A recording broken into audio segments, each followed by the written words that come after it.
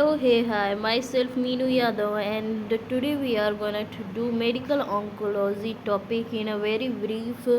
So let's start from the introduction. So medical science जो होती है finding ways, new ways to treat and cure and prevent cancer को prevent करने के लिए, ट्रीट और क्योर करने के लिए हमेशा न्यू वेज फाइंड करती रहती हैं. Death rates from the cancer continues to decrease in the US. मतलब पहले से अभी डेथ रेट्स इसके डिक्रीज हुए हैं. It is not uncommon for cancer patients to have surgery. अब ऐसा नहीं है कि कैंसर पेशेंट सर्जरी नहीं करा रहे हैं या फिर कीमोथेरेपी या फिर radiation therapy treatments to eradicate का मतलब होता है ख़त्म करना, कंट्रोल करना या फिर मैनेज करना symptoms of this life threatening disease. तो इसको कंट्रोल करने के लिए या फिर इरेडिकेट करने के लिए, मैनेज करने के लिए कीमोथेरेपी, रेडिएशन थेरेपी, ये सर्जरी जैसी चीज़ें हैं जो कि यूज भी की जा रही हैं. एंड रेडिएशन ऑन्कोलॉजी क्या है? So radiation oncology is a field of medicine. एक तरीके का फील्ड है मेडिसिन का जो कि यूज करती है आयनाइजिंग रेडिएशन को. आयनाइजिंग रेडिएशन इसमें यूज होता है रेडिएशन थेरेपी ट्रीटमेंट्स में. कंप्यूटर्स होते हैं and A team of health care professional होती है टू ट्रीट करने के लिए कैंसर से जो ट्रीट करती है. ठीक है. और इसमें सबसे मेन पॉइंट क्या यूज होता है? आयनाइजिंग रेडिएशन यूज होता है. According to the American Cancer Society ACS, cancer is the second leading cause of death. ACS के अकॉर्डिंग जो कैंसर है वो second leading cause of death है. मतलब वर्ल्ड में सेकेंड पे है इन US में. And ACS estimated that in 2015 1.7 million people in the United States would be diagnosed with cancer. 1.7 million लोगों को कैंसर होगा. And in addition it has been estimated that 14.5 million Americans either have been cured of their cancer or are currently receiving cancer treatments. या तो cure हो चुके हैं 14.5 million या फिर वो ट्रीटमेंट ले रहे हैं. एंड ईयरली जो 1.7 मिलियन डायग्नोज हो रहे हैं. ठीक है. And approximately 66% of these patients have received और विल रिसीव रेडिएशन थेरेपी. इनमें 66% जो हैं रिसीव करते हैं या रिसीव करेंगे रेडिएशन थेरेपी को for cure, for the palliation, cure करने के लिए एंड पैलिएशन के लिए. Palliative radiation therapy treatment are not given to cure the patient of their cancer but to relieve the symptoms associated with the disease. and जो palliative radiation therapy होती है वो treat करने के लिए, उसको ठीक क्योर करने के लिए नहीं देते हैं बल्कि वो सिम्टम्स को रिलीव करने के लिए करते हैं, जैसे कि पेन, ब्लीडिंग या फिर ऑब्स्ट्रक्शंस, इन सबको कम करने के लिए देते हैं. And patients who receive radiation therapy treatment for palliation, patients जो रिसीव करते हैं रेडियोथेरेपी फॉर पैलिएशन में एक्सपीरियंस है इम्प्रूव्ड क्वालिटी ऑफ लाइफ. उनमें एक improved quality of life experience की जा सकती है. एंड इसके अलावा जो अलाउ करते हैं them to live with and manage their cancer. इसके साथ ही वो उसके साथ रह सकते हैं और मैनेज कर सकते हैं कैंसर का. रेडिएशन थेरेपी क्या यूज करती है? X ray, gamma rays, particulate radiation जैसे कि electrons and protons to destroy करने के लिए. क्या डिस्ट्रॉय करती है? So it destroys the cancer cells. X rays, gamma rays, particulate radiation जैसे कि इलेक्ट्रॉन्स, प्रोटॉन डिस्ट्रॉय करते हैं कैंसर सेल्स को. And a prescribed dose of radiation deliver की जाती है in a variety of ways depending on the type and location of the cancer. ये depend करता है type and location of the cancer पे. And two primary mechanism used to deliver the therapeutic palliative radiation are external beam radiation also known as teletherapy and long distance therapy and brachytherapy, short distance therapy। तो एक prescribe format में radiation deliver किया जाता है, मतलब कि कितना देना है, डोज होती है, उस हिसाब से दिया जाता है। टाइप और वो कैंसर का टाइप और लोकेशन पे डिपेंड करता है डोज, ठीक है। एंड दो प्राइमरी मैकेनिज्म होते हैं डिलीवर करने के लिए थेराप्यूटिक या पैलिएटिव रेडिएशन को। एक एक्सटर्नल बीम रेडिएशन होता है जिसको टेलीथेरेपी या फिर लॉन्ग डिस्टेंस थेरेपी के नाम से भी जानते हैं। External beam radiation also known as teletherapy and long distance therapy. ये मैं इसलिए बोल रही हूँ बार बार क्योंकि ये ऐसे पूछ सकता है इसके बारे में कि what is another name of external beam radiation, ठीक है, तो ये पता होना चाहिए। एंड ब्रैकियोथेरेपी को शॉर्ट डिस्टेंस थेरेपी के नाम से भी जानते हैं।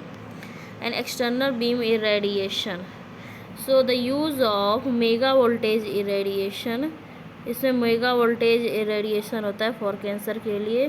Cancer treatment was developed for wide spread clinical use in the 1950s and these units known as cobalt 60 units. तो इन यूनिट्स को किस नाम से जानते हैं? कोबाल्ट 60 यूनिट्स के नाम से। And used A radio active, ये इसमें यूज होता है जिसको कोबाल्ट 60 सोर्स होता है। तो इसमें मेगा वोल्टेज इरेडिएशन होता है, कोबाल्ट 60 यूनिट्स जिनको बोलते हैं एक्सटर्नल बीम इरेडिएशन को। इसमें cobalt 60 radioactive source use होता है। And the 1.25 mega electron volt 1.25 mega electron volt gamma rays जो होती हैं emitted by the cobalt 60 source, जो 1.25 gamma mega electron volt gamma rays होती हैं emitted by cobalt 60 source were used to deliver करने के लिए रेडिएशन थेरेपी ट्रीटमेंट्स के लिए यूज होते हैं। Beginning in the 1970s the cobalt 60 units were gradually replaced by linear accelerator. Starting में कोबाल्ट 60 यूनिट्स को जो थी वो उनको रिप्लेस कर दिया गया धीरे धीरे लीनियर एक्सेलरेटर्स के द्वारा। And medical linear accelerator produce करता है photon beam by using microwave. इससे फोटोन बीम प्रोड्यूस करता है बाय माइक्रोवेव टेक्नोलॉजी से to accelerate electrons fired from an electron gun. तो ये जो मेडिकल लीनियर एक्सेलरेटर क्या होते हैं, ये क्या करते हैं? ये प्रोड्यूस करते हैं फोटोन बीम को जो कि एक माइक्रोवेव टेक्नोलॉजी को यूज करता है। एंड ये माइक्रोवेव टेक्नोलॉजी में क्या होता है, ये एक्सेलरेट करते हैं इलेक्ट्रॉन्स फायर करते हैं इलेक्ट्रॉन्स को, और किस चीज़ से निकलते हैं? एक इलेक्ट्रॉन गन होती है उससे, ठीक है। And these electrons interact and transmit through, ये इलेक्ट्रॉन इंटरेक्ट करते हैं एंड ट्रांसमिट होते हैं थ्रू द टंगस्टन टारगेट से and creating the high energy x-ray beam used for treatment. And ये इलेक्ट्रॉन जो है इंटरेक्ट करते हैं, ट्रांसमिट होते हैं through a tungsten target creating the high energy x-ray beam used for treatment. ये जो इलेक्ट्रॉन होते हैं इंटरेक्ट करते हैं, ट्रांसमिट करते हैं टंगस्टन टारगेट के साथ, और ये क्या क्रिएट करते हैं? हाई एनर्जी एक्सरे बीम को, जो कि यूज होती है ट्रीटमेंट के लिए। And if the tungsten target is removed, अगर टंगस्टन टारगेट को रिमूव कर देते हैं, type of particulate irradiation known as an electron beam is created. एक टाइप का पार्टिकुलेट इरेडिएशन यूज होता है। अगर जैसे टंगस्टन टारगेट को हटा दिया तो क्या होगा? तो एक टाइप का पार्टिकुलेट रेडिएशन जिसको इलेक्ट्रॉन बीम कहते हैं वो क्रिएट होती है। Medical linear accelerator used today, medical linear accelerator जो होते हैं, जो कि आजकल यूज होते हैं, are able to produce photon and electron treatment beams at varying energies. वो photon and electron treatment beams को प्रोड्यूस करने में एबल होते हैं और उनकी एनर्जीज भी वेरी करती हैं जैसे कि ज़रूरत होती है। And the ability to treat with photons and electrons at different energies has led to the development of cancer treatment protocols that are based on the type, size and location of the malignancy. And जो ability होती है treat करने के लिए photon या electron को at different energies पे, उसने डेवलप किया है कैंसर ट्रीटमेंट प्रोटोकॉल्स को, जो कि टाइप, साइज और लोकेशन ऑफ मैलिग्नेंसी पे भी डिपेंड करते हैं। एंड ये जो प्रोटोकॉल्स होते हैं are always design to give a maximum dose of radiation to the tumour. ये एक मैक्सिमम डोज ऑफ रेडिएशन देते हैं ट्यूमर को and minimum dose to surrounding normal tissues. इस तरीके से ये डिज़ाइन किए जाते हैं कि सराउंडिंग नॉर्मल टिश्यू को मिनिमम डोज लगे और जो ट्यूमर है उसको मैक्सिमम डोज लगे, ऐसे होता है। And radiation therapy has been able to capitalise the development of 3-dimensional and 4-dimensional imaging by integrating this technology into treatment planning and delivery। जो रेडिएशन थेरेपी होती है उसमें क्या होता है, ये कैपिटलाइज कर दी है development of 3D and 4D imaging को बाय इंटीग्रेट करके, एक साथ करके टेक्नोलॉजी को एंड इनटू ट्रीटमेंट में, प्लानिंग में एंड डिलीवरी में। एंड 4D इमेजिंग जो होती है वो डिपेक्ट करती है ट्यूमर को in the XYZ planes and in the 4th dimension of the time. जो मतलब ये टेक्नोलॉजी 4D की है, ये क्या करती, डिपेक्ट करती ट्यूमर को XYZ तीनों प्लेन्स में in the 4th dimension of the time. जो चौथी डिमेंशन है वो क्या है, टाइम है। And the 4th dimension of time takes into account movement of the tumour caused by the breathing and other body functions. तो 4th dimension जो time है इसमें क्या मूवमेंट ऑफ द ट्यूमर को कॉज जो होता है उसको अकाउंट को देखते हैं by breathing and other body functions की वजह से। And CT, MRI and PET scanning ये यूज हो रहे हैं, are use x ray, CT, MRI and PET scan are used singularly और इन कॉम्बिनेशन, सिंगुलरली या फिर in combination for 3D and 4D definition of the tumour. ये tumour के बारे में बताते हैं 3D और 4D तरीके से। Using these images A treatment plan is developed through the use of sophisticated computers and treatment planning software. And this advanced technology allows ablative मतलब होता है destructive and ablative destruction of the tissue, doses of radiation to be directed। और ये technology की वजह से पूरा computer sophisticated एक ट्रीटमेंट प्लान किया जाता है, सॉफ्टवेयर होता है, और डोजेज ऑफ रेडिएशन कैसे डायरेक्ट करनी है, to be directed the tumour while significantly limiting the dose to the surrounding normal tissue. ऐसे डिज़ाइन किया जाता है कि जो ट्यूमर को मैक्सिमम डोज लगे एंड सराउंडिंग टिश्यूज़ को मिनिमम डोज लगे, इस तरीके से इसको लिमिट किया जाता है। ठीक है, so here you guys can see the machine, medical linear accelerator machine. इसमें हाई एनर्जी एक्सरेज और low energy electron beam produce होती है। This is the machine of वेरिएक्स मॉडल। ठीक है, here you guys can see prostate cancer को दिखाया गया है। ट्रीटमेंट प्लान हो रहा है फॉर द प्रोस्टेट कैंसर। इसमें लोकेशन के हिसाब से टारगेट सेट करते हैं, जिससे कि मेन टारगेट पे जो रेड एरिया है वहाँ पे मैक्सिमम है एंड जो मिनिमम है वो अदर एरियाज में है। ठीक है, and other types of external beam radiation include, जो अदर टाइप होते हैं एक्सटर्नल बीम रेडिएशन की, उसमें आते हैं इंट्रा ऑपरेटिव। उसमें क्या क्या आता है, intra operative radiation therapy and stereotactic radio surgery and stereotactic body radiation therapy. तो इसमें क्या क्या आता है एक्सटर्नल बीम रेडिएशन थेरेपी की जो अदर टाइप्स हैं, तो उसमें इंट्रा ऑपरेटिव रेडिएशन थेरेपी आता है, stereotactic radio surgery SRS and stereotactic body radiation ablation. So SBRT, with intraoperative radiation therapy, a dose of radiation is given directly to an organ and area at the time of surgery, and the technique is generally used when the likelihood of tumor recurrence or post-operatively is high। तो intra operative radiation therapy में क्या होता है, एक dose दी जाती है radiation की जो कि ऑर्गन की तरफ डायरेक्ट की जाती है and area at the time of surgery and this, ये जो टेक्निक है जनरली इसको यूज की जाती है when the likelihood of tumour recurrence post operatively is high.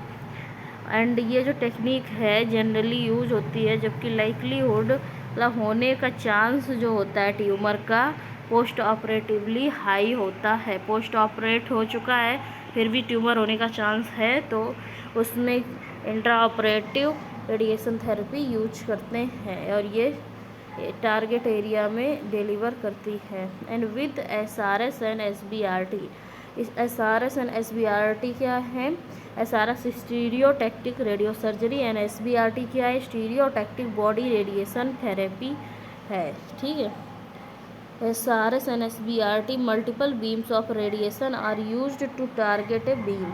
तो इसमें क्या होता है, मल्टीपल बीम्स ऑफ रेडिएशन की जो यूज की जाती हैं टारगेट करने के लिए एक ट्यूमर को। With these techniques ablative radiation is delivered. और ये टेक्निक्स के साथ एब्लेटिव का मतलब होता है डिस्ट्रक्टिव रेडिएशन जो होता है जो डिस्ट्रक्ट कर दे जाके ट्यूमर को, मतलब कि ख़त्म कर दे, उसको नष्ट कर दे, वो डिलीवर की जाता है एक स्मॉल एरिया में यूजुअली इन 1 to 5 ट्रीटमेंट, 1 से 5 ट्रीटमेंट्स में ऐसा होता है। And two types of units are available for SRS and SBRT।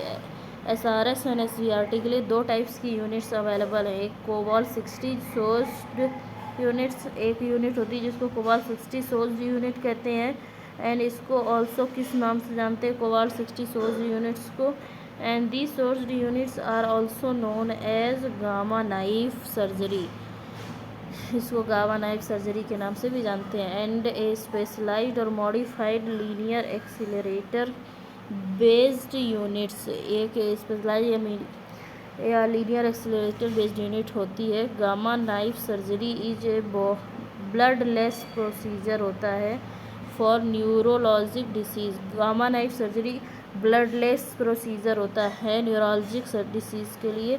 And surgery doses not require the skull to be incised during the procedure.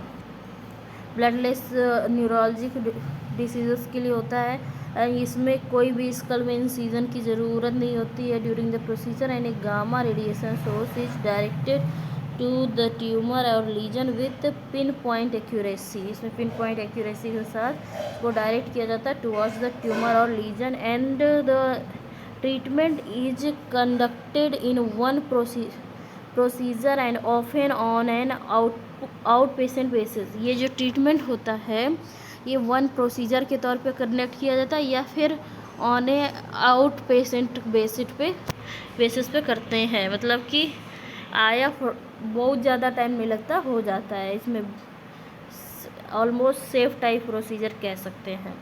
And brachytherapy क्या है, short distance therapy होती है brachytherapy, जो कि यूज करती है sealed radioactive isotopes को and miniaturised high dose rates x ray source को इसमें यूज करते हैं। ब्रैकीथेरेपी शॉर्ट डिस्टेंस की होती है, इसमें sealed radioactive isotopes use होते हैं एंड ये miniaturised high dose rate x ray source use होता है। सील्ड रेडियो एक्टिव आइसोटोप्स में भी प्लेस्ड इन टिश्यू में प्लेस किया जाता है, इंटरस्टिशियल रेडिएशन होता है। वेयर एज सील्ड सोर्सेज और a miniaturised high dose rate x ray source में भी placed within a body cavity में इसको प्लेस करते हैं, जो सील्ड होता है एक, मतलब जिस टिश्यू में कैंसर या है उसी में इसको प्लेस कर देंगे इंट्राकैविटरी रेडिएशन, फिर उससे high dose rate x ray source निकलेगा intracavitary radiation on a body surface पे। This method allows for high doses of radiation, इससे high doses of radiation to be given at the affected tissue को दिया जाता है without significant radiation of the surrounding normal tissue. मतलब main उसी tissue पे करते हैं उसको हाई डोजेज लगता है, बाकी उस अदर टिश्यूज़ को उतना रेडिएशन नहीं लगता है, बट स्टिल कुछ तो रहेगा ना, है उतना सिग्निफिकेंट नहीं रहता।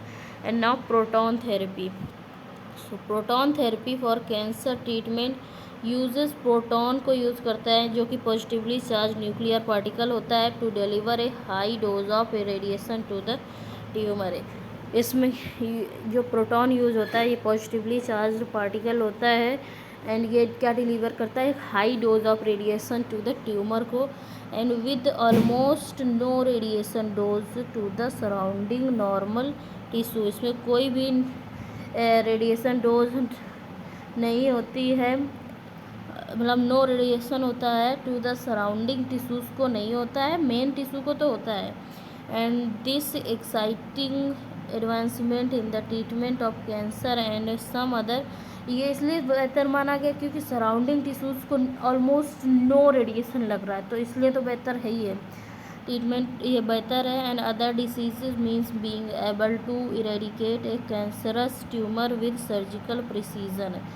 एंड इसमें ये एक मतलब ऐसी मॉडलिटी है जो कि इरेडिकेट कर सकती है कैंसर को with surgical precision, dramatically lower करती है patient risk for treatment side effect. ये ट्रीटमेंट मतलब ट्रीटमेंट से जो रेडिएशन का साइड इफ़ेक्ट होता था उसको थोड़ा कम करती है, ठीक है, इसलिए ये बेहतर ऑप्शन है। And radiation oncology team, radiation oncology is a unique field that combines technology with direct patient care, and the field requires the collaboration of dedicated professionals जो कि इंश्योर करते हैं prescribed doses of radiation are given accurately देने चाहिए safely, and patients who receive radiation therapy must be monitored physically and on a psychological level for their response to treatment।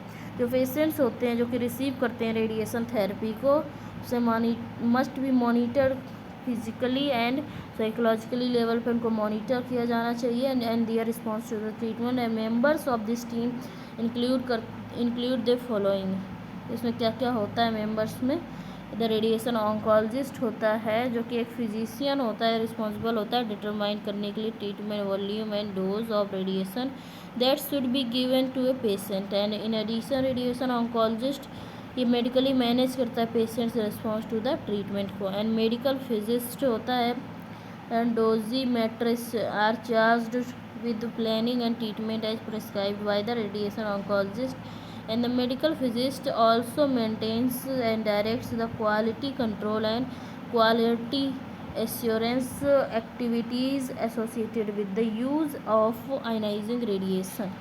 ये medical जो physicist होता है डोजीमेट्रिस्ट होता है, ये चार्ज किया जाता है with the planning and the treatment and the prescribed by the radiation oncologist, जो कि वो देता है उसी को ये मतलब प्लान करता है जो कि ऑन्कोलॉजिस्ट देता है। And the medical physicist maintain करता है, डायरेक्ट करता है quality control and quality assurance के लिए activities associated with the use of non ionising radiation के लिए। And the radiation oncology nurses का बहुत इंपॉर्टेंट रोल होता है in the monitoring and care and education of the patient who are treated with the radiation therapy। And radiation oncology nurse also serves as a conduit for patient referrals to social services, nutritional counseling and other support groups। and radiation therapists are responsible for the accurate delivery, जिससे सही delivery and documentation of daily radiation की हो radiation treatment. And radiation therapist also provide daily patient assessment, monitoring and education. So let's see next. Here you guys can see gamma knife procedure। ये mainly neurologic procedures के लिए use होता है, इसमें कोई भी इंसीजन नहीं करना होता है, ये ब्लडलेस प्रोसीजर होता है, ठीक है। And here you guys can see 3D CRT का इमेज दिखाया गया है। ये dose reduction with proton therapy for lung lesion के लिए दिखा रहे हैं। इसमें लंग का जो लीजन होता है उसमें मेन उसी रीजन पे लग रही है रेडिएशन, एंड अदर रीजन के लिए है ऑलमोस्ट नो रेडिएशन है। ये प्रोटॉन थेरेपी का एक बेनिफिट है, ठीक है। सो यहाँ पे हमारा जो एक ब्रीफ इंट्रो टाइप था रेडिएशन ऑन्कोलॉजी का वो कंप्लीट हो गया है। So please read it and revise it and like, share and subscribe, follow for the more।